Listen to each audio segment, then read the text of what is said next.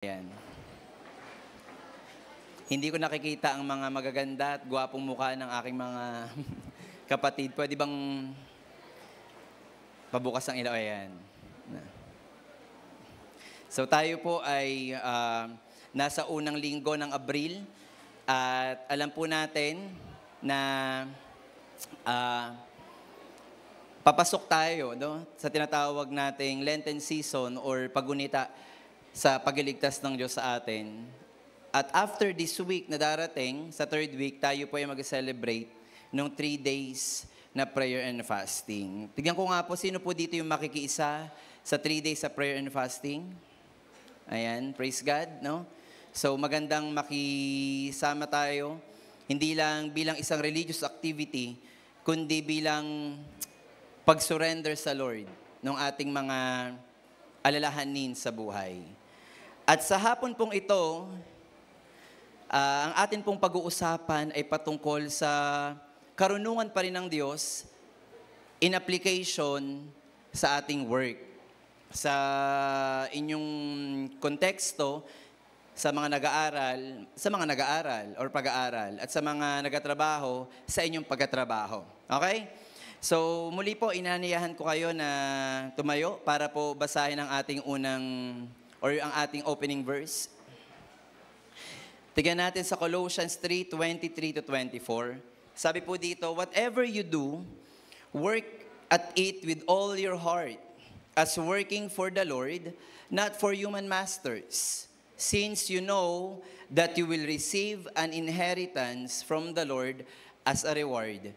It is the Lord Christ you are serving. Manalangin po tayo. Aming Diyos, Ama naming nasa langit, marami pong salamat sa pagkabasa po, Lord God, ng iyong salita. Tunay po ng aming pagtatrabaho, ang aming pag-isikap sa mundong ito ay kinakailangan po laging naka-anchor doon sa pag-ibig mo. Sa hapon pong ito, maunawaan po namin sa simpleng kaparaanan at ma-apply po namin sa aming mga buhay yung amin pong pag-aaralan. Purihin ka po, Panginoon. Ito po yung aming samot dalangin sa pangalan ni Jesus. Amen. Ayan. So, bago po natin pag-usapan kung ano ba talaga ang wisdom sa pagtatrabaho na nais ng Diyos na i-apply sa buhay natin, magandang i-define muna natin ano bang ibig sabihin ng trabaho. Sino po ba dito ang mga nagtatrabaho na, literal, na nagtatrabaho, may sahod? Taas po ang kamay. Ayan. Kakaunti lang. Sino yung mga nag-aaral pa? May mga working student ba dito? May mga working student? Ayan, sige. So, i-define natin, ano bang sabi sa work? Ano po yung definition ng work? Sige, next slide. Sabi, work is any activity that involves a physical or mental effort to achieve a goal or produce something. Ang pagtatrabaho po ay isang aktibidad kung saan kinakailangan ng physical na effort or mentalidad. Ibig sabihin, kung ikaw ay nagtatrabaho, hindi lang lakas ang puhunan mo, kundi pag-iisip. So maganda na maunawaan natin na ang trabaho natin or ang trabahong ibibigay sa atin ng Diyos, kinakailangan combination ng malayang pag-iisip at may lakas. Tama? Yan po ang sabi sa definition. In science, work is measure of energy or energy transfer that occurs when an object is moved over a distance. So meaning, para matawag na ikaw ay may trabaho, kumikilos ka. May paggalaw na ginagawa. Walang sumasahod na nakatunganga. 8 oras ka sa opisina, 8 oras ka nag-TikTok. Ang trabaho mo, analyst, naging dancerist ka. Tapos ang sasabihin mo, bakit po ang baba ng sahod ko? Ay pasalamat ka, sinasahuran ka kasi kung ako yung boss mo, kinulong kita sa bodega. Kasi unang-una, kaya ka binigyan ng trabaho or binigyan ka ng pagkakatiwala, pagtrabahuhan yan, kasi may potential ka. Not unless, dancer talaga yung ikinabubuhay mo. Ay hindi ka naman kukwestiyonin yan. Paano pong gagawin? Dancer po ako, backup dancer ang trabaho ko. Pero kung ikaw ay nasa kumpanya at yan ay office work, anong ginagawa mo sa pantry at nagtitiktok ka? Ang masama pa, ipinost mo during office hours. Hindi nakita tuloy ng boss mo kasi may TikTok din siya. Sa gabi niya nga lang ginagawa. Sa madaling sabi, sa pagtatrabaho po, kinakailangan ng effort. Sabihin nyo nga sa katabi nyo, effort. At maging sa pag-aaral, kinakailangan ng effort. Kung may exam kinabukasan Lunes, ano ang gagawin mo? Anong gagawin nyo? Manonood ng sine. Yung ibang mga estudyante, exam kinabukasan, sa group chat, nakalimutan nilang kasama nila ako, puro sila rant. Exam na naman. Sir Jay, mga hirap-hirap magbigay ng exam. Nung nagtuturo pa ako, sinabi ko sa kanila, ikik nyo muna ako bago nyo ako pag-usapan. Respeto naman. Isang oras kayong nagrarant. Kung nag-aaral kayo, ay effort na effort. Mga kapatid, yung mga nag-aaral dyan, ang oras ng pag-aaral, pag-aaral. Pagtrabahuhan nyo muna yung pag-aaral nyo. Hindi yung ibang bagay ang tinatrabaho nyo. Wala kayo sa eskwelahan para pumunta doon sa classroom ng nililigawan mo. Kuya, sabi naman dito, is moved over a distance. Hampasin kaya kita ng microphone nang matauhan ka. Ang pinag-uusapan dito ay trabaho. Pero tignan natin, ano ba ang biblical context ng trabaho? Ang pagtatrabaho daw po ay isang pribilehiyo at pagpapakita ng pagpapala ng Diyos. Hindi ito kaparusahan. Sa pag-aakala ng iba, kasi sinumpa ang tao sa Bible, kaya kinakailangan niya magtrabaho. No. Tignan po natin yung sinabi sa Scripture, sa Genesis chapter 2, verse 15 to 16. The Lord God took man and put him in the Garden of Eden to work it and take care of it. First day, ginawa ng Diyos. Second day, hanggang 5 araw gumawa ang Diyos. Lahat ginawa niya para sa tao. Sa ika-6 na araw, it's about time na ginawa ng Diyos ang tao. At sinabi diyan, inilagay ng Diyos ang tao sa garden. Nakita niyo yung wisdom ng Diyos na una niyang nilikha yung kailangan natin bago tayo. Imaginin mo, una kang nilikha ng Diyos na wala kang pagpapatungan. Parang astronaut. Baka mamaya gumaganon-ganon ka doon. Lord, wala bang patungan to? Ano sinabi ng Lord? Let there be light, and there was light. Let us divide the light, the night and the day. Tapos after nun, may lupa, may tubig, hanggang sa may halaman, sabi ng Diyos, ay ang ganda ng gawa ko. It's about time na may mag-aalaga nito. Bago pa lang po nagkasala ang tao, inilagay na sa prinsipyo ng tao noon, sa pamamagitan ng Diyos, na ang pagtatrabaho po ay isang privilege galing sa Diyos. At sabi diyan, to work it, yung garden na ibinigay, and to take care of it. I-contextualize natin na kung ikaw ay nag-aaral, yung garden na yun yung school. Kahit mukhang horror house yung school, garden yun. Ano sabi diyan? Para mag-aral ka, para mag-focus ka sa pag-aaral. Kung ikaw naman ay nasa corporate world, nandiyan ka para magtrabaho at para ingatan yung trabaho mo. Hindi yung unang araw, tanggal ka kaagad.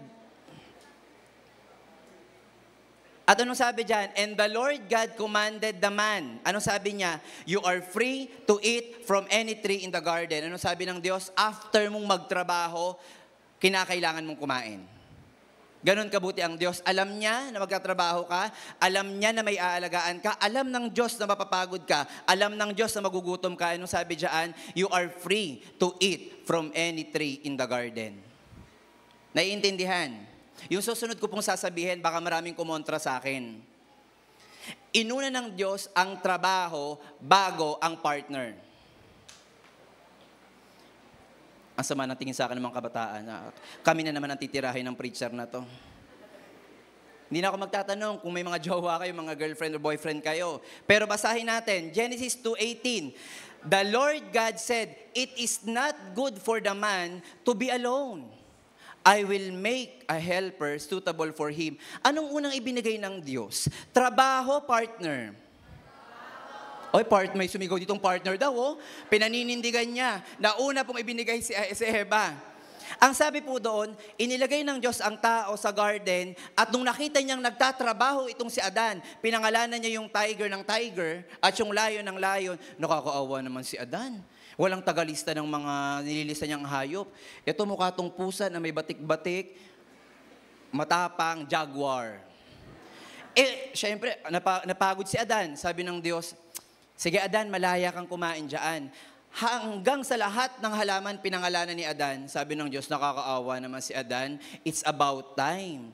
Dahil may trabaho na siya, bibigyan ko siya ng partner. Mga kapatid, anong nauna? Partner, pag-aaral. Alam nyo na ang gagawin nyo after nito.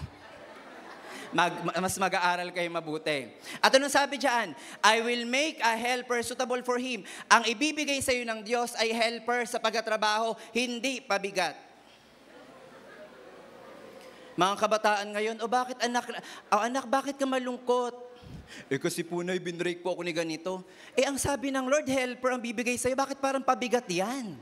Mga kapatid, kung nagiging pabigat yan, kung sino man yan, abay manalangin ka, baka hindi helper yan. Hindi ka pa nagtatrabaho, hindi ka na matulungan. How much more kung nagtatrabaho ka, doble ang bigat ng dinadala mo sa trabaho, tapos magiging pabigat pa. There is a wisdom here, na ang binabanggit ng Diyos, uunahin niya ang pagbibigay ng trabaho dahil yun ang pagpapala ng Diyos. At makikita natin sa succeeding verse, anong sabi doon? Ang Diyos ang nagbibigay sa tao ng suitable helper. Binanggit ko lang po yung basic foundation nung tinatawag nating work sa Bible. Hindi ito sumpa, hindi ito kaparusahan ng Diyos, ngunit ito ay pagpapala galing sa Diyos. At kung ikaw ay binigyan ng trabaho ng Diyos, anong kinakailangan mong gawin?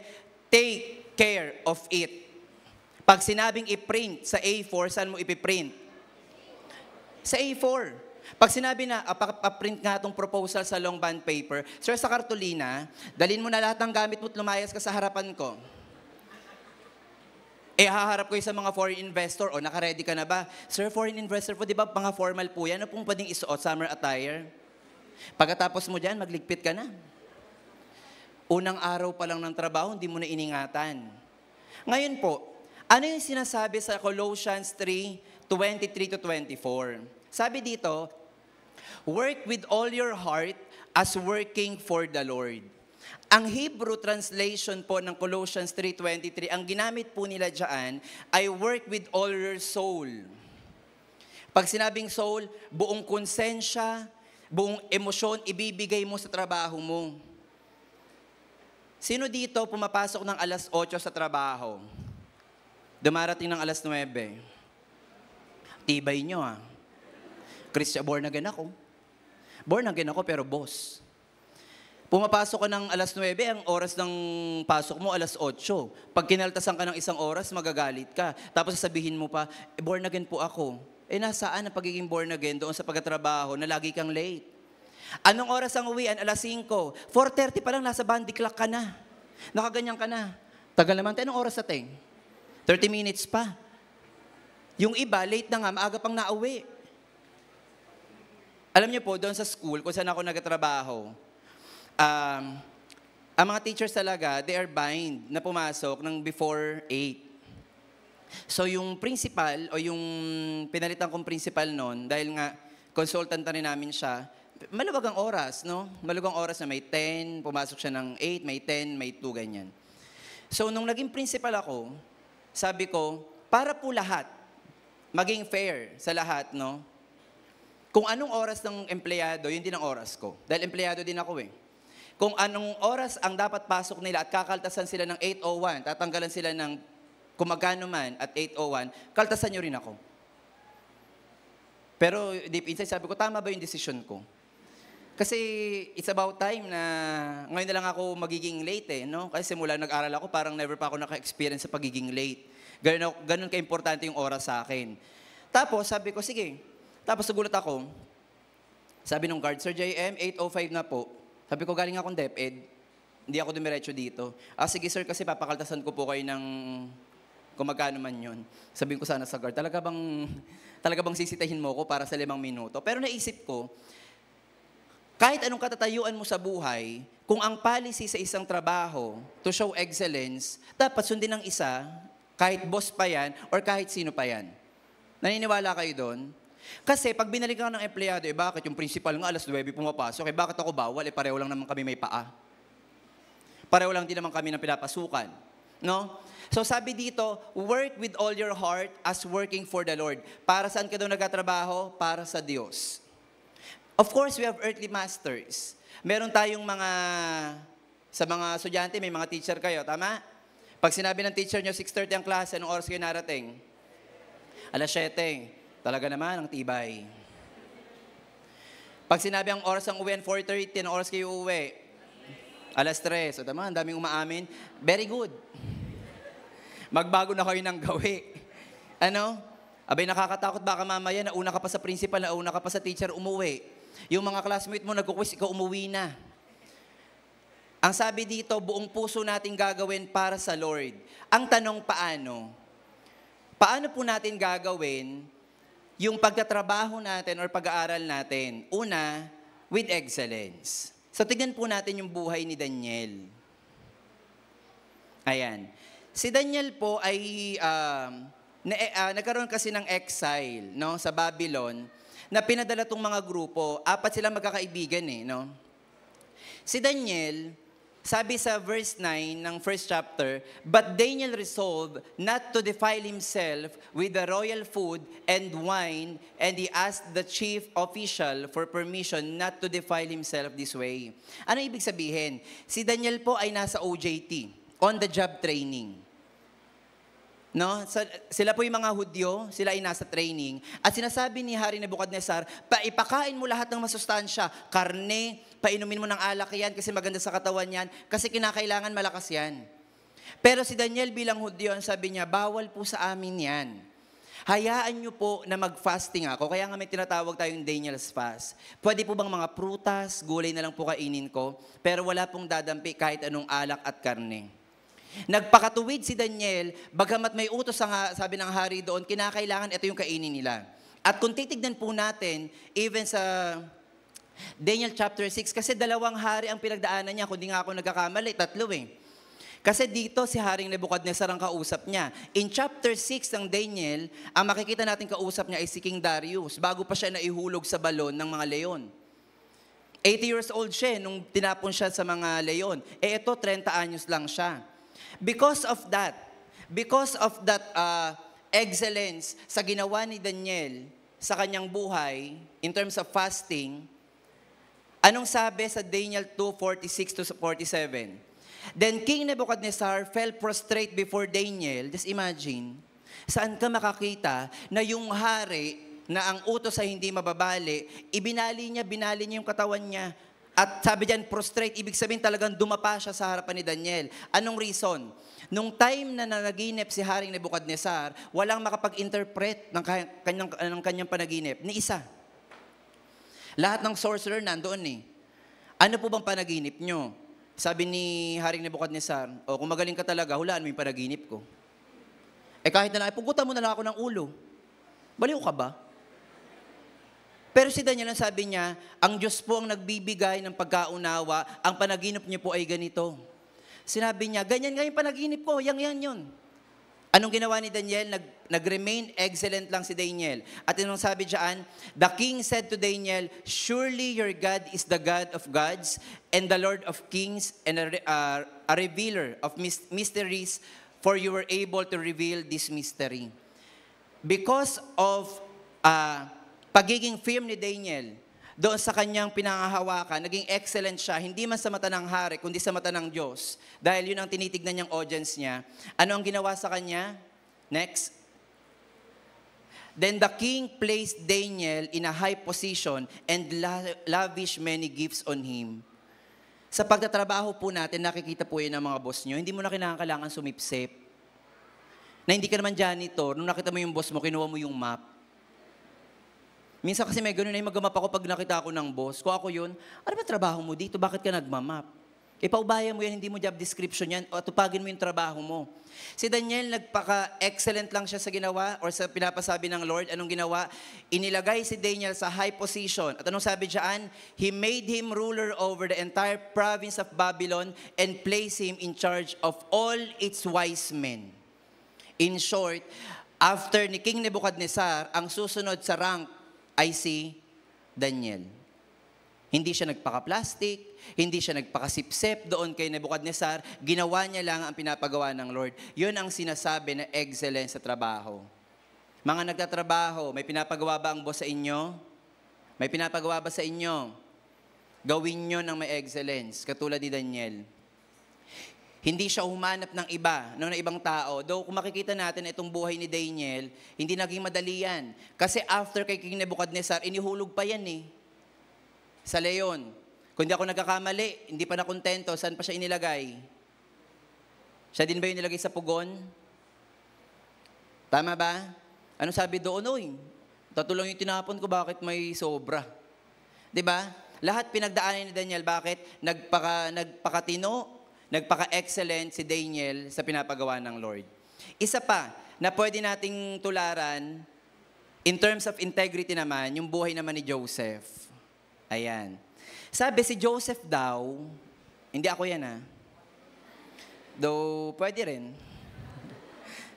Natawang-tawa naman sila. Parang grabe po kayo makadisagree. Pag nagdi-disagree kayo, inyo na lang. Sabi dito, now Joseph was well-built and handsome. So parang ako nga. Joke lang. Baka mamaya masuspende ako dito. Kasi well-built Bakit ko binanggit yung well-built and handsome? And after a while, his master's wife, si Potiphar, na kanyang amo ay may asawa. Dahil siya'y matipuno, dahil siya'y gwapo, anong sabi ng asawa ni Potiphar? Sipingan mo ko. Pero ang posisyon ni Joseph dito, pangalawa na siya kay Potiphar.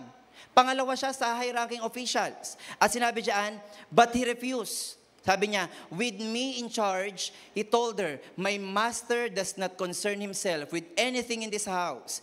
Everything he owns, he has entrusted to my care. Sabi ni Joseph, lahat. Walang pakialam ang amo ko dito. Sa akin niya pinagkatiwala ang lahat. No one is greater in this house than I am. My master was withheld nothing from me except you. Lahat pwede kong hawakan, maliban sa'yo. Anong sinabi ni Joseph? Isip-isip niya, pwede kong gawin yan. Bakit? Malalaman ba ng master ko? Ako nga yung pinaka-sumunod sa kanya. After niya, ako yung sumunod. Pwede natin ilihim. Pero nung sinabi niya, pero hindi, pinagkatiwalaan ako ni Potiphar, ng amo ko. Tayo ba? Pinagkatiwalaan ba tayo ng mga earthly masters natin? Pinagkatiwalaan ka ba ng teachers? Nung sabi ng teachers, mag-exam na tayo, ha? Open notes. Open notes na, lahat na lang pinabuksan, pati internet, nangopya ka pa. Anong kadesperaduhan naman yan?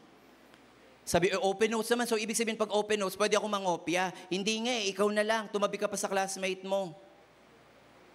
Ang nakakahiya doon, ikaw pa yung nag-share ng gospel. Anong patotoo yung ipapakita natin, mga kapatid?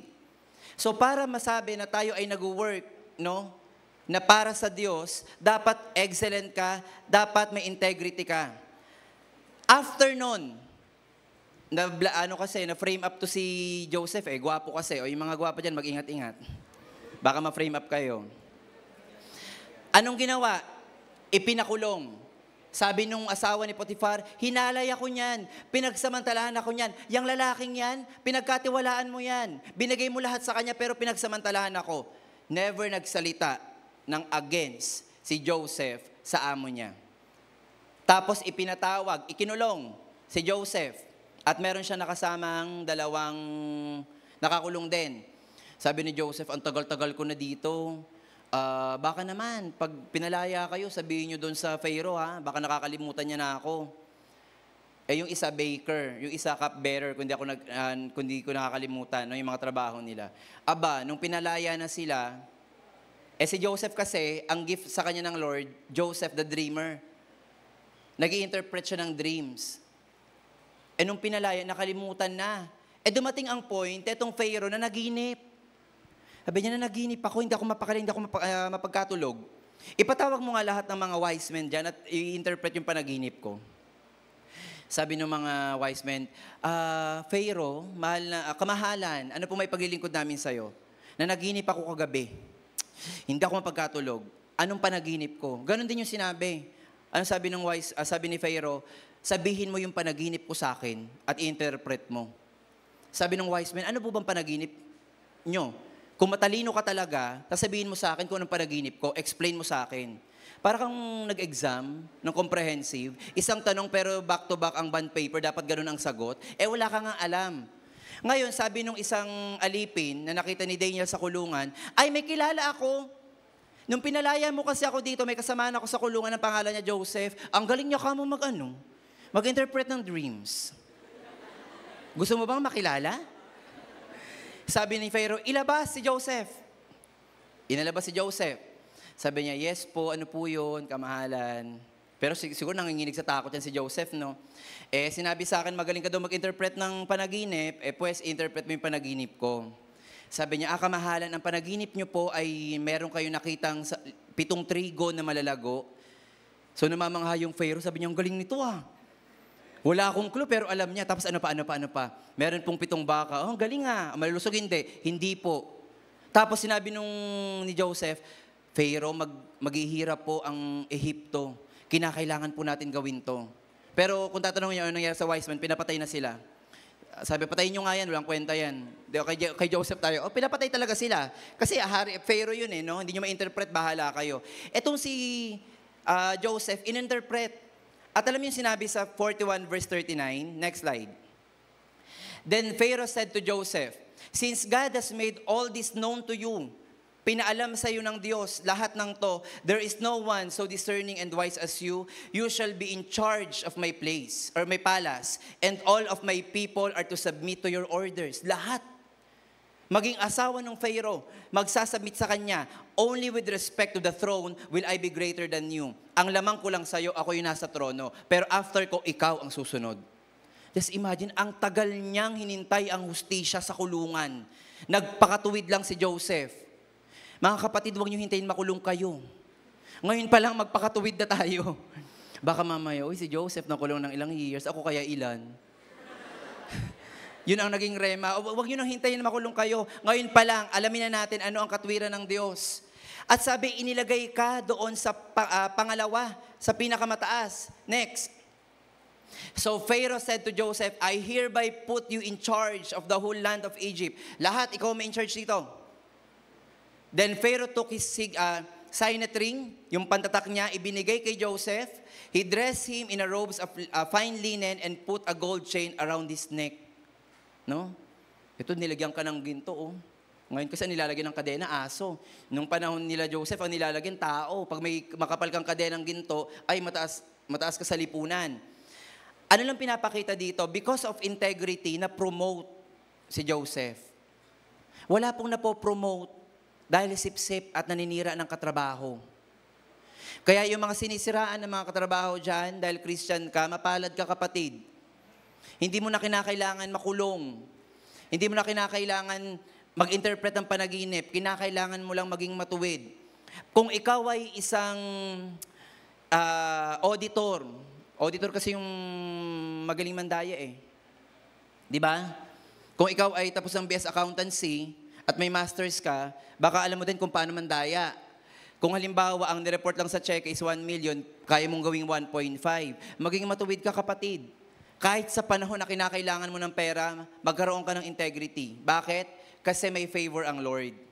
Anong sabi sa Genesis 41 verse 44? Then Pharaoh said to Joseph, I am Pharaoh, but without your word, no one will lift hand or foot in all Egypt. Ako ang hari, ako ang Pharaoh, pero, sabi niya dyan, but without your word. Pero kung wala ang pagpayag mo, walang sino man ang pwedeng tumapak. Just imagine, ginawa kang consultant ng presidente ng kumpanya. Yung tipong, papayagan ko ba to? No. Hintayin mo, maghintay ka. Ganon ang ginawang promotion ng Lord. At binigyan ka ng karapatan talaga para magkaroon ng go signal. Tayo, baka we're praying for promotion, gusto natin mag-excellent, di ba? Graduate, end of school year rights. Tama yung mga graduating dyan. Sino gagraduate ng grade 12? Yung mga hindi, huwag kayo magtaas ng kamay. Yung mga siguradong gagraduate, Christian tayo. Sana naman ginalingan nyo na 1 taon. Sino yung sure nag-graduate? Taas ang kamay, be proud. Hindi pa talaga sila sigurado. Sino yung gagraduate with honors? Praise God. Hindi yan bunga ng pandaraya. Tama? Hindi yan bunga ng pandaraya. No, yan ay bunga ng pagsusumikap at pagiging matuwid. Bakit? May promotion after lahat ng hard work. Next, ano pa? Kung tayo daw ay nabubuhay para makapagtrabaho ng tama, ng may excellence, ng may integrity, dapat daw tayo ay nabubuhay ng may pananampalataya at tagatrabaho ng may pananampalataya. Sabi dito, paano natin gagawin yung pagtatrabaho ng may pananampalataya? Do not forget to involve God in your work. No? Anong sabi sa Proverbs 16 verse 3? Commit to the Lord whatever you do, and He will establish your plans. Ang ginamit po na word sa commit, sa Hebrew term, ang ginamit dyan ay yung word na galal. Ang ibig sabihin ng galal sa Hebrew is to roll over or to complete transfer or trust and reliance. Pag sinabi mo sa Lord, Lord, kinocommit ko lahat ng trabaho ko sa'yo, wala ka nang papakailaman. Kasi ang sabi dito, ang ginamit na word ay to entrust completely at mag-rely sa Diyos. Bakit minsan, sa pag-aaral mo, sabi mo, kinocommit ko na po lahat sa Lord. Pero iba ang kinomit mo during exam, nag-commit ka ng pandaraya. Sabihin mo, Kuya, hindi po kasi ako nakapag-review. Bakit? Bakit hindi ka nakapag-review? Gabi na po kasi ako umuwi. Bakit? May debo po kasi. Tapos, nakainom po ng konti. Tapos, alam mo may exam? Kaya ng problema yan. Sa teacher po. Sa amin pa din.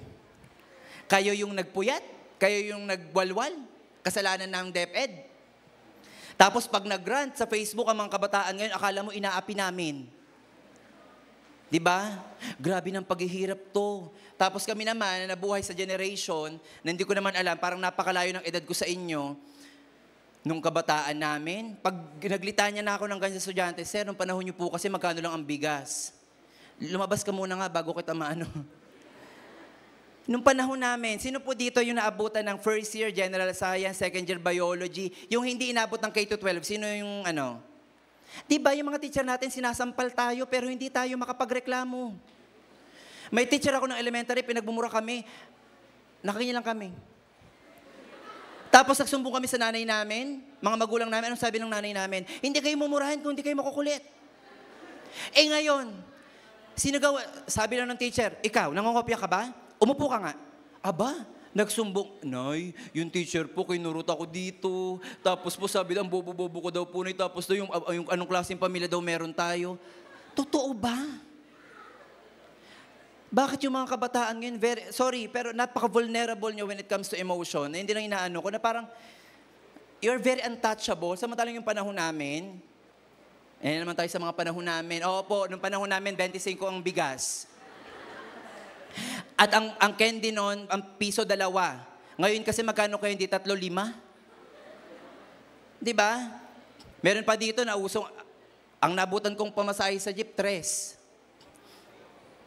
1990 ano yun? 2000 yun, huwag kayong mag-ano dyan. Ang sinasabi ko, pag kinumit natin sa Lord, pag-aaral yan, pag-atrabaho yan, or even ministry sa church, ipaubayan mo sa Diyos yan, at sabi dyan, and He will establish your plans. Sino po dito nakapagplano na? Kayo may mga plano na kayong swimming, di ba? Hindi rin naman matutuloy yan eh. Kahit palitan nyo ng wallpaper mo sa group chat nang may lumalango, hindi matutuloy yan. Bakit? Mawala kayong commitment. Pag hindi ka nakipag-commit sa Lord, hindi may establish ang plans mo. At minsan, akala natin, sumakses ka na eh. Diba? Pag na-imagine mo sa buhay mo, para ka nang sumakses eh. Pero, bakit nag-fail ka pa rin? Kasi yung success na naranasan mo, success yun ng sarili mo, pero hindi galing sa Lord. May nagtanong sa akin, minsan kasi ako naman bored din. Naboboard din ako yung itsura to, naboboard to. Alam niyo yung NGL? Yan ang platform para madiscover mo kung sino talaga ang may pagtingin sa'yo. Halatang ng NGL, no? Puro ko NGL. Tapos yung sagot niya sa exam niyo, puro blanco. May nakalagay ba na may nagtanong doon, Sir JM, with all the accomplishments that you have, the recognition, do you think your life is successful? Sabi ko, for me, the definition of successful should not be, is equivalent to happiness. I don't consider myself successful, but I'm happy and that's all. Kasi akala nila, pag success ka, dapat marami kang pera. At yung success mo magbibigay sa iyo ng kasiyahan. Hindi. Kahit hindi mo pa nararating, yung pinakagusto mo marating, pero masaya ka sa ginagawa mo at nasa presensya ka ng Lord, doon mo talaga masasabi, sumakses na ako eh. Yun ang success. Diba?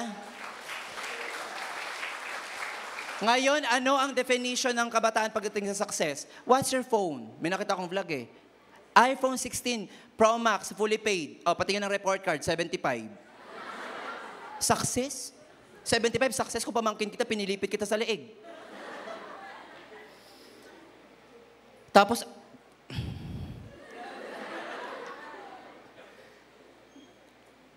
minsan di ko din talaga malaman sa mga kabataan eh. No? Prepared na prepared, pumasok sa klase, todo ang foundation, lahat na lang, nakailang patong. Nung tinanong ng teacher, what have we discussed yesterday? Oh, sir, I'm absent. Tapos sabihin mo, I'm from the Great Commission Christian Ministry.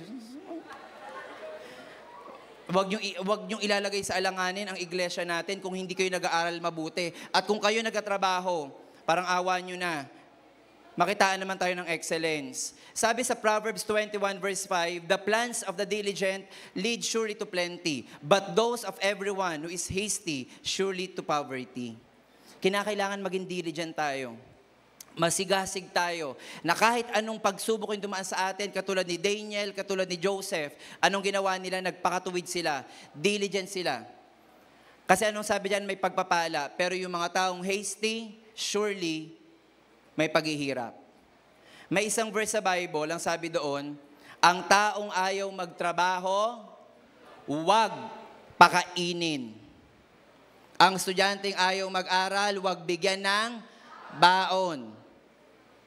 Mga magulang na nandyan po sa online at ang mga anak nyo po ay nandito, ako na po nagsasabi sa inyo, pag ayaw na po mag-aral ng mga anak nyo, huwag nyo na po bigyan ng baon. Ang lakas ng loob, mag-girlfriend, hindi nag-aaral.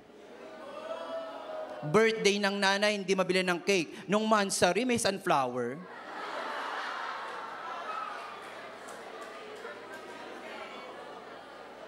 Sorry, but not sorry.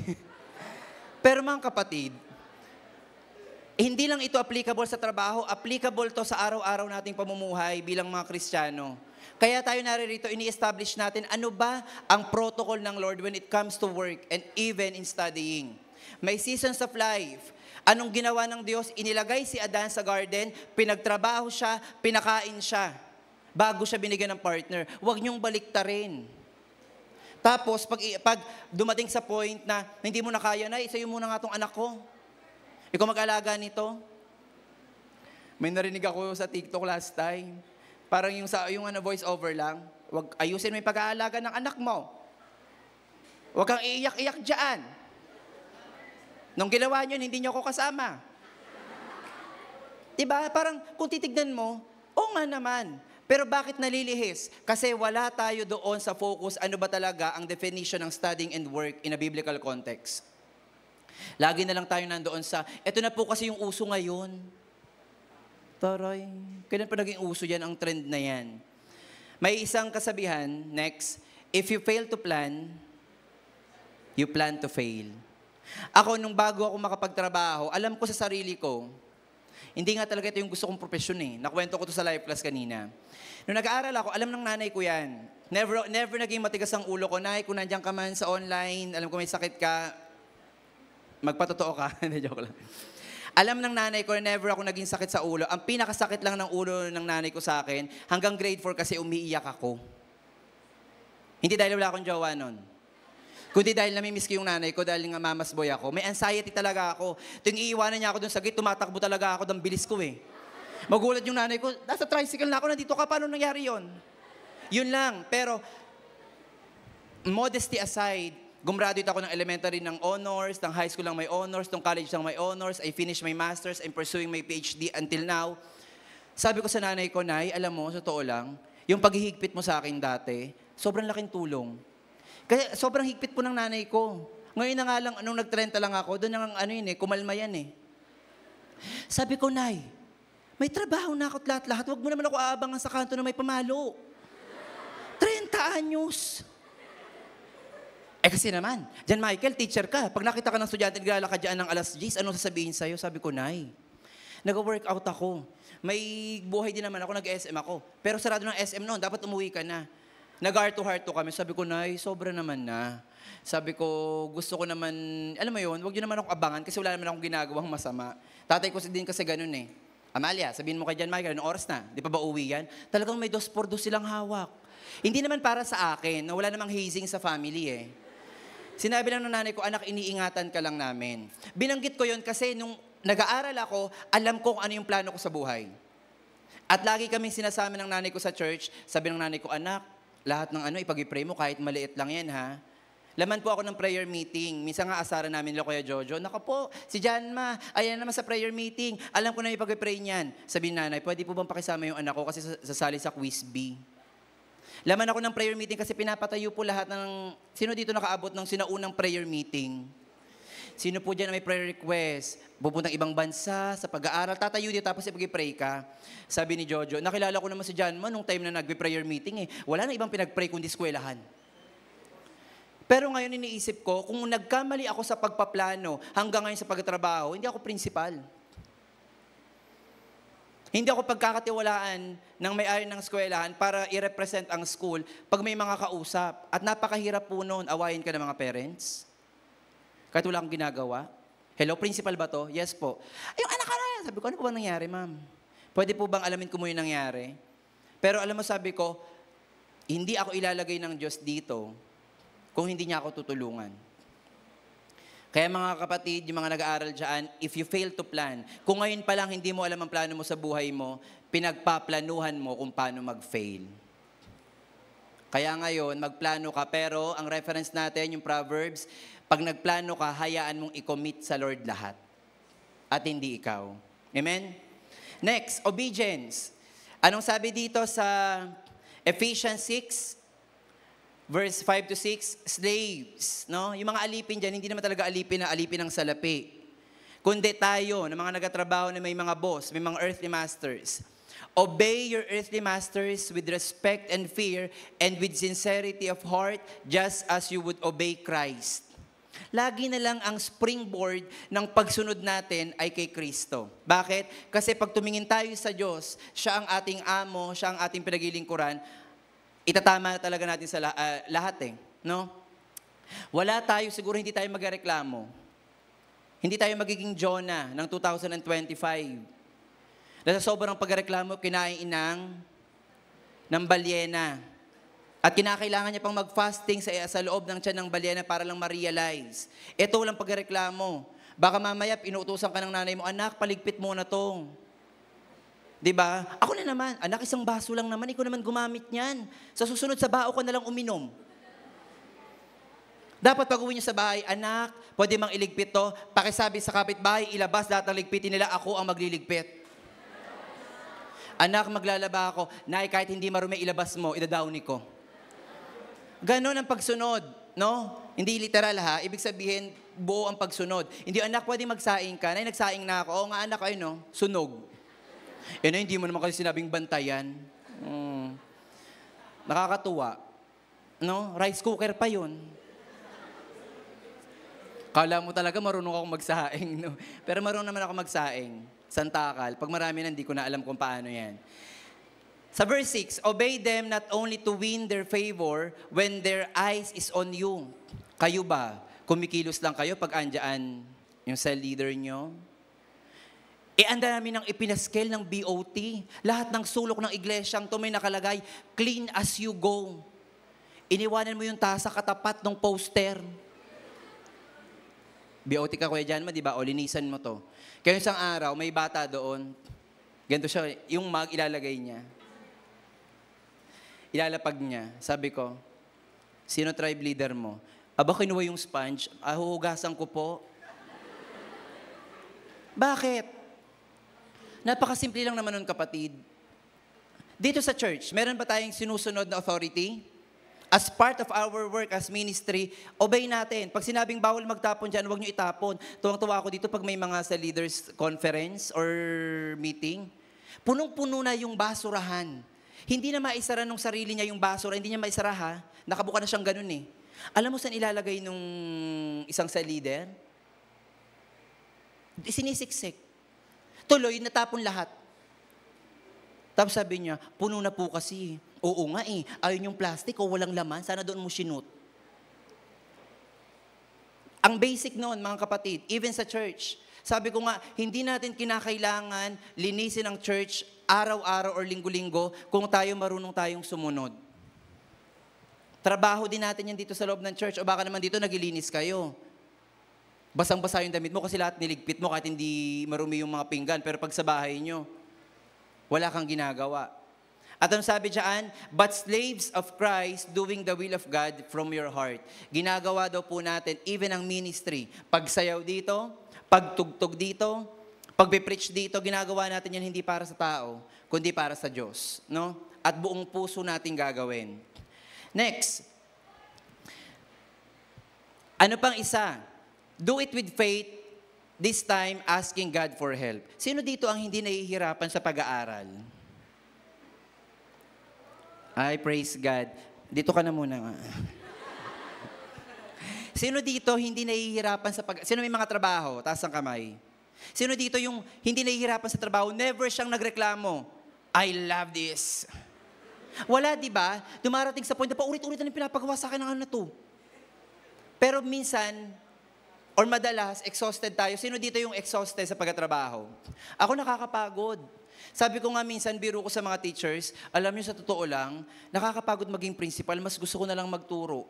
Kasi walong oras akong salita ng salita, after nun tapos, pero may kausap kang isang magulang na ayaw magpatalo at gusto pang pumunta kami sa Supreme Court. Hindi pa ako abogado, kalma. Napakahirap. At dumating sa point na, Lord, bakit ganito? Bakit ang hirap kausap? Ano ang sabi ng Lord doon sa James 1:5? Anong pangako niya? If any of you lacks wisdom, he should ask God who gives generously to all without finding fault, and it will be given to you. Alam niyo kailan nagiging mahirap ang trabaho? Pag sinasarili mo. Kung ang pagkatrabaho mo, nasa construction ka, at sinarili mo lahat, ikaw yung mason, ikaw yung tagahalo, ikaw yung foreman, good luck. Tapos nagulat ako, asa na siya? Gumawa ng sariling lapida. Napagod. Napakadali ng buhay kung tutuusin. Na-realize ko lang din, bakit pinahihirapan natin ang sarili natin kung pwede naman tayo mag-ask sa Lord ng wisdom? May isang instance sa school namin, hindi ako magbabanggit ng kahit anong pangalan kasi naka-live tayo. Yung reklamo, ang heading, kaya ako pinagpawisan ng malamig at namula ang it happened 2021. Pandemic pa. May letter ako galing sa Malacanang. Siyempre natawa ako, sabi, ano kaya to? Reklamo. Sabi ng parent, this is to address the school, ganyan, and the principal in the person of Mr. John Michael O. Santos. Sabi ko, minsan na nga lang mailagay sa papel ng Malacanang, kaso pa. Ano nakalagay doon? Nagreklamo sila about tuition fee. Dahil hindi nila nakita na nagbawas ang tuition fee, akala nila yung tuition fee kahit pandemic ganun kalaki. At nakakatuwa na itong nagreklamo na to ay very close sa akin at nami-message niya ako sa chat. Yung tipong, sana bago mo pinabot kay Duterte, buti na lang hindi tukhang yan kasi hindi ko alam kung andito pa ako. Sana bago mo pinabot sa kanya sa akin muna. Hindi bakit duman sa ganon. Sabi niya, kasi may kakilala yung yung kapatid ko best friend niya si Sara Duterte, hindi pa siya vice president. Alam mo, sabi ko, yun siguro sabi ko, Lord, anong gagawin ko dito? Na parang, paano ko sasagutin? Ang sabi doon sa letter, kindly kindly answer this query from the parent through the DepEd Calabarzon. Tapos, ang daming susulatan, ang daming napaka-bureaucratic sa Pilipinas, ang daming mong pagdadaanan. Sabi ko, Lord, bigyan mo ako ng wisdom kung paano ko gagawin yung sulat. Kasi kung didirekta to kay Duterte, tapos ganito ako magsulat, baka mamaya magulat na lang kayo, bakit si Jan may kandila? Sobrang hirap talaga. Sabi ko, yun ata yung sulat talaga na kinabahan ako eh. Di ba, sana kung love letter yun, kikiligin ka eh. Ito kinikilabutan ako talaga. Tapos in-explain ko naman, alam mo, sabi ko lang sa Lord, Lord, sana po hindi na po kami umabot sa sagutan ng DepEd.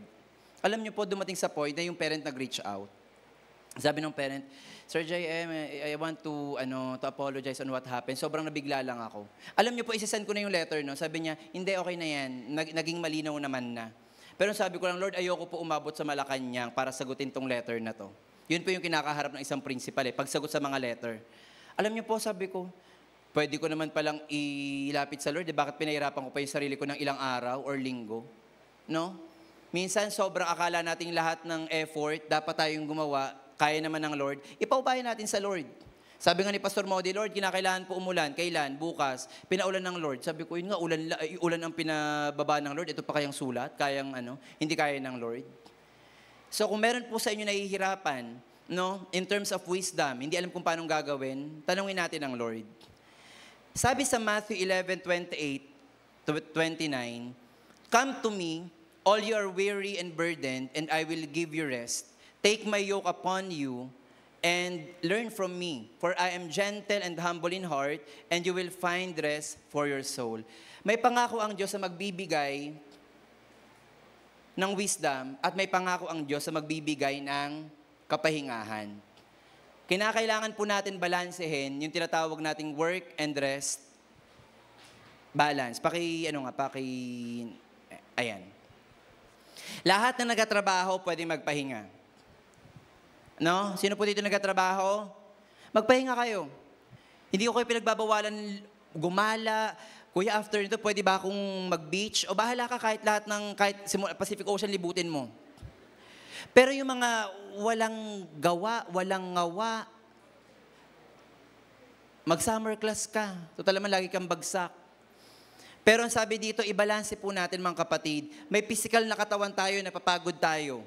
Kinakailangan natin magpahinga. And even Jesus Christ, He offered Himself. Ano sabi niya? Come to me, all you are weary and burdened, and I will give you rest. Alam ng Diyos na mapapagod ka. Hindi magpahinga ka.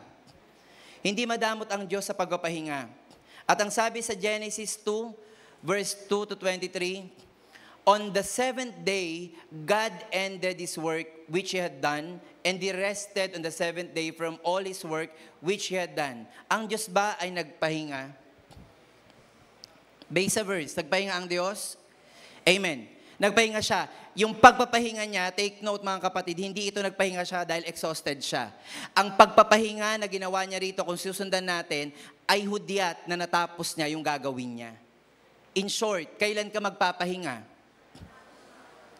Pag natapos mo yung gagawin mo. Hindi yung hindi ka pa nagsisimula, pagod ka na. Magde-devotion ka pa lang. Ganun ka, no? Ay, devotion. Pagbukulat mo ng Bible. Wait lang, anood muna ako TikTok. Tapos yung mga nag-devotion dyan, gamit ang cellphone. Pag nag-pop up, mamaya ka na Joshua 1:8. May nag-pop up. TikTok muna, isang sayaw lang. Hanggang sa nakatulog ka, nung tinanong sa live class, ilan ang devotion mo? 3 lang po. Bakit? Hindi ko po nagawa. Tapos na-recall mo, hindi ko to nagawa kasi puro ako TikTok. Puro ganito. Ang Lord ay nagpahinga. Pero ang pagpapahinga na yon ay hudyat na natapos niya yung gagawin niya. Ano sabi diyan? Then God blessed the seventh day and sanctified it, because in it He rested from all His work which God had created and made. Ang pagpapahinga po ay pagpapala ng Diyos.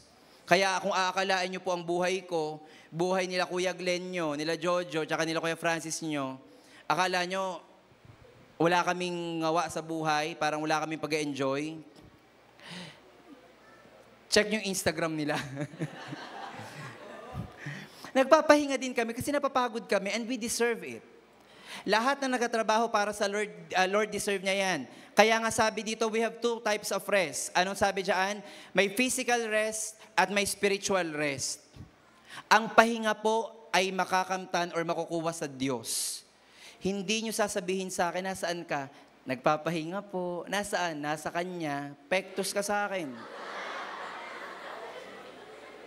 Ikaw ang aking pahinga. Nung nag-away kayo, hindi nga kayo natulog eh. Di ba? Ikaw ang aking palaging kaaway. Ikaw yung aking pahinga. Pahinga sa bunganga ng nanay ko kasi ikaw yung nagbubunga nga sa akin. Ang pahinga po ay makakamtan natin sa Panginoon. At sabi diyan, physically, kinakailangan mo magpahinga. Spiritually, paano ka magpapahinga? Huwag na mag-devotion. Huwag na mag-worship. Huwag na mag-cell group. Spiritual rest eh. Hindi yon. Pag sinabing spiritual rest, babalik at babalik ka sa presensya ng Lord. Sino pong character sa Bible, bago ako magtapos, ang na-depress dahil napagod? Prophet. Prophet po. Prophet sa Bible na na-depress, sabi niya, Lord, patayin mo na lang ako. Wala na akong kasama. Di ba si Elijah? Kasi ano sinabi ng Lord, o kumain ka muna, magpahinga ka. Binigyan siya ng tinapay galing doon sa ibon. Ibig sabihin ba noon, ang prophet ng Lord hindi napapagod? Alam ng Diyos na mapapagod. Ang problema lang, mali yung pagpapahinga na ginawa. Kuya, okay lang po ba pag napapagod, mag-walking, jogging, okay lang yan. Pero physical rest yan eh. Yung spiritual rest, makakamtan natin sa Lord. Dalawang spiritual rest yan, temporary rest or eternal rest. Mamili kayo. Sino gusto dito eternal rest? Lahat tayo gusto niyan, pero kung tatanungin ko, gusto niyo na ba ngayon? Baka maging eternal repose yan. Again, mga kapatid, kung kinakailangan magpahinga. Sa Hebrews 4:9-11, there remains then a Sabbath rest for the people of God. For anyone who enters God's rest also rests from their works, just as God did from His. Kung ang Diyos ay nagpahinga sa kanyang mga ginawa, ang tao din binibigyan niya ng karapatan na mahinga.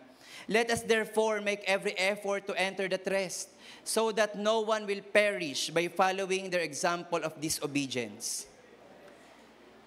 Matthew 25:23, sa lahat ng mga estudyante nag-graduate, sa lahat ng mga nagatrabaho na na-promote, sa lahat ng mga mapopromote, anong sabi diyan? His master replied, "Well done, good and faithful servant. You have been faithful with a few things. I will put you in charge of many things. Come and share your master's happiness." Ito po yung paanyaya ng Diyos. Actually, ang ibang salin diyan, come and share your master's rest. Enter my rest. Lahat ng tao na nagtatrabaho, nag-aaral mabuti, tapat sa Diyos, anong sabi diyan? Good, well done, my faithful servant. At sana, pag dumating sa point na ang Panginoong Yesus ay dumating at tayo ay na-rapture or harap sa hukuman ng Diyos, sana ang marinig natin, Cyrus, my good and faithful servant. Hindi ka man naging magaling sa ganitong bagay, pero nagtagumpay ka. Pinagtagumpayan mo hanggang dulo. Kaysa naman sa ikaw, sino ka? Bakit nandito ka? Hindi ka pwedeng pumasok sa happiness na meron ako. Ingatan natin mga kapatid, na baka lamunin tayo ng alalahanin sa buhay, ng pag-aaral, ng trabaho, makalimot tayo, ano ba talaga yung ultimate purpose ng buhay ko? Again, work is not a punishment. It is not even a discipline. It is a blessing and manifestation of God's blessing. Privilege yan. Kaya nga minsan, di ba, Kuya, tapos na po akong gumraduate, pwede po bang pasama sa prayer? Di ba? Kasi po gusto ko na po magtrabaho at inaalam natin na ang Diyos ang magbibigay sa atin ng trabaho at lagi namin pinag-pray, Panginoon, yung trabaho po na ibibigay mo sa batang ito ay hindi makakaapekto sa kanyang ministry sa church. Dapat nire-request nyo yun sa Lord. Kasi pwede kayong bigyan ng Lord ng malaking trabaho, mataas sa sahod, baka may hiwalay ka sa pananampalataya mo. At kahuli-hulihan, babalikan po natin yon, yung Colossians 3:23-24. Whatever you do, work at it with all your heart as working for the Lord. Not for human masters, since you know, dahil alam mo, Ang ginamit po dito is future tense, that you will receive an inheritance from the Lord as a reward. Kailan ka daw makaka-receive ng inheritance sa Lord? Kung magtatrabaho ka. Kailan ka mapopromote? Kuya, pwede mong pa-pray ako sa promotion? Bakit nagkatrabaho ka na ba? Hindi po. Sana po pagpasok ko, kung ano na ako, presidente na ako ng kumpanya. Presidente ng gangster, baka pwede. Pero wala akong nakita na pagkatrabahoin ka agad. Yung iba talagang rose from the rank, napopromote. Bakit? Kasi nagiging faithful, pinagkakatiwalaan. At ang sabi doon sa kahuli-hulihan, it is the Lord Christ you are serving. Sino po dito gusto maging excellent sa kanyang pag-aaral? Sa kanyang pagtatrabaho? Sino dito pangahawakan yung integrity na ibinigay ng Lord? Nagkakwentuhan kami ng kapatid ko kanina, yung asawa niya kasi seaman. Sabi ko, oy, ano ba yung shinare mo? Bakit may barko doon na kasyo ganyan? Sabi, hindi, nahulihan kasi ng cocaine yung barko. At full crew daw, ibig sabihin, puro Pilipino. Yung nandoon na mga seaman tsaka kapitan. At ang halaga ng cocaine ay billion. Kung itatransport nila yon, magkakaroon sila ng billions of peso, paghahatian nila. Malas, nahuli sila. Alam niyo po ang nangyari? Ang sabi, i-detain sila sa Korea, tanggal yung lisensya ng kapitan, pati yung shipping lines o yung company, matatanggal ang lisensya, kahit walang kasalanan yung mismong may-ari, matatanggal yon. Para lang masilaw ka doon sa pera, tinanggalan mo ng integrity yung sarili mo, habang buhay ka walang trabaho. Baka sa 1,000 piso, may compromise na natin yung ating integrity sa trabaho. Baka sa halagang 50,000, may pinagawa lang sa'yo, natanggal yung pinaghirapan mo dahil lang sa integrity. At sabi dyan, sino dito yung gustong maging faithful sa trabaho? Sa ministry, sa conquest sa ginagawa, dapat may excellence and integrity din. Hindi yung wala ka namang, ang dami mong na-report pero hindi naman pala totoong tao. Ilan ang OVE mo? 28. Nasaan sila? Sa pamamagitan ng banal na espiritu, alam kong meron. Nasaan sila? Magkakaroon niyang, kuya, huwag kang magulo. Nasaan nga sila? Mga kapatid, may, mahabagin ang Diyos, pero may katarungan ang Diyos. So kung gusto natin umunlad sa trabaho natin, ipagkatiwala natin lahat sa Panginoon. Commit everything to God. At sabi doon, He will establish His plans para sa atin. Right now po, inaanyahan ko yung bawat isa na pumikit, tumungo. And this time, hindi na po ako magtatawag ng magpapalapit. Sa kinauupuan nyo po, kung ikaw ay mag-aaral at gusto mong magpatuloy ng may excellence, integrity, ilapit mo sa Lord. Sa mga nagatrabaho, kung si Joseph, si Daniel, pinromote ng Lord. Pangalawa sa higher officials during that time, hindi ba ipagkakaloob ng Lord sa iyo yan kung nakikitaan kanyang faithful? Sige, ilapit natin sa Lord. Lord, gusto kong maging faithful. Lord, nag-fail man po ako this year sa aking pag-aaral. Lord, next year, aayusin ko na po. Panginoon, sa trabaho, kung puro po ako katamaran, puro ako reklamo, Lord, baguhin mo. This time, I will work with all my heart and for the Lord. I-open po natin sa Lord. Ibuka po natin yung bibig natin. Ilapit natin sa Lord yung gusto nating mangyari. Lalo na sa mga mag-aaral ngayon pa lang i-commit mo na yan. At anong sabi doon sa term na ginamit? Yung galal, Hebrew term na meaning, to completely rely and transfer everything to God. Wala kang hahawakan, kapatid. Ipaubaya mo sa Diyos. Dahil may pangako siya, come to me, you who are weary and burdened, and I will give you rest. Let's aim to enter God's rest and happiness. Sige po, ilapit po natin sa Lord.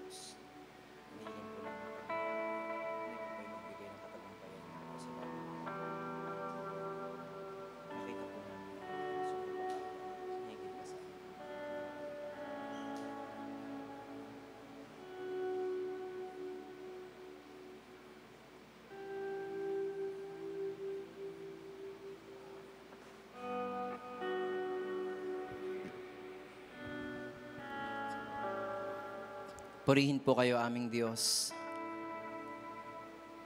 Father, sinabi mo, Panginoon, sa pasimula pa lang, na ang pagbibigay mo sa amin ng trabaho, ng maayos sa pag-aaral, ng ministry sa church, ay isang privilege and manifestation of your blessing. Right now, Panginoon, amin pong inilalapit ang aming mga sarili, na ikaw po, Panginoon, yung mag-set nung aming gagawin bilang mga Kristiyano.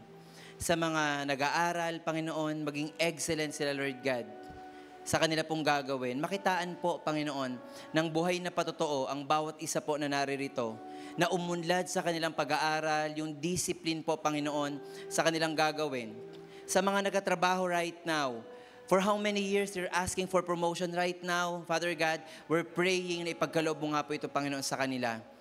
Panghawakan po namin yung values ng excellence, integrity, and faith sa amin pong pagtatrabaho. At akin pong inihiling, Panginoon, na ma-surrender po namin, i-commit po namin, Lord God. Sabi nga po, yung commit na ginamit sa Proverbs means to transfer totally. To rely on you totally, Panginoon. Wala pong matitira sa amin. At pag nagawa po namin, Father God, yung bagay na ito po yung hudyat, Lord God, na aayusin mo po yung plano po, Lord God, ng amin po mga buhay. Aming Diyos, sabi nga po, Lord God, sa Ephesians, to Him who is able to do immeasurably more than we can ask or imagine, that is work within us. At si Jesucristo na kayang magbigay ng mga pagpapalang ito, ng wisdom na ito, Lord God, sa pag-aaral, sa pagtatrabaho. Right now, Father God, I'm asking for the wisdom, Panginoon. Dahil sinabi mo nga po, Lord God, sa James 1:5, if any of you lacks wisdom, he should ask God who gives generously without finding fault, and it will be given to him. Panginoon, we're asking for your wisdom upang maitakbo po namin itong aming buhay, Lord God, yung physical na buhay po namin, yung aming spiritual na katatayuan. At sa lahat po ng aming gagawin, sabi nga po, Lord God, whatever you do, whether you eat, whether you drink, do it for the glory of God. Aming Diyos, maraming salamat po. Pinupuri ka po namin, pinapasalamatan ka po namin. Ito po yung aming samot dalangin sa pangalan ni Jesus. Amen. Amen.